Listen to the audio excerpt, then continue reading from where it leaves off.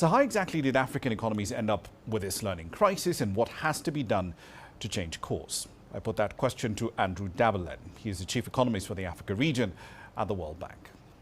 If you look at the budgets of a lot of African countries, somewhere close to 20+% of the revenues is actually devoted to education.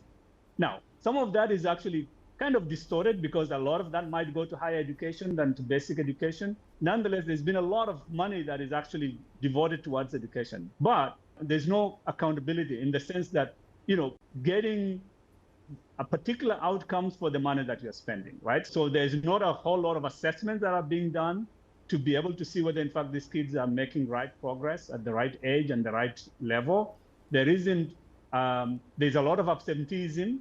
And in fact, I learned a word recently called presenteeism, meaning that, the teachers are there, they're actually present, but they're not teaching anyway, right? So both the problem of absenteeism and presenteeism is a real concern. Now, there is also a lack of investments in terms of infrastructure, making sure that the kids have a comfortable place to come and learn, right? So I think it's a whole series of breakdowns in the chain of accountability that is leading to these outcomes.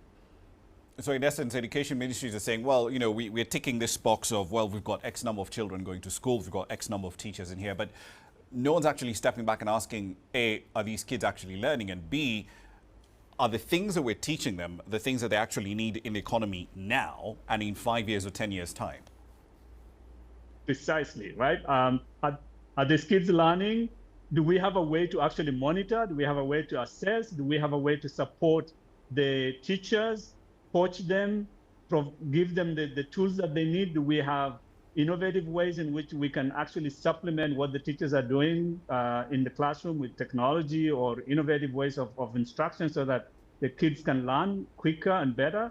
So all these set of things need to be really discussed and adopted across the board. And there are, a few countries that are doing a few things that are working, but not in scale and not, adopted across the board. Can you give us examples of those countries? So, for example, there are countries that are introducing what is called pedagogy, structured pedagogy, which is the idea that, the teachers get coached and they actually get supported in having a very structured way of teaching students the concept, involving them in actually trying to understand, gauging whether in fact they are grasping that concept in real time, and then trying to check whether in fact they retain that the following week, or something like that, right? So it's called structured pedagogy. And in Kenya, they're trying that. In Ghana, they're trying that.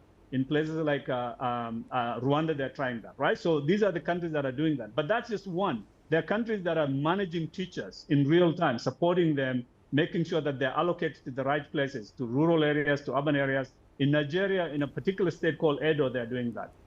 There are countries that are making sure that the students get textbooks, because textbooks are very important, and that textbook costs are not too high. Mozambique is doing that. Cameroon is doing that. So different countries are doing different things, but all these things need to be done in one country, in every country, all at once, in order to be able to actually.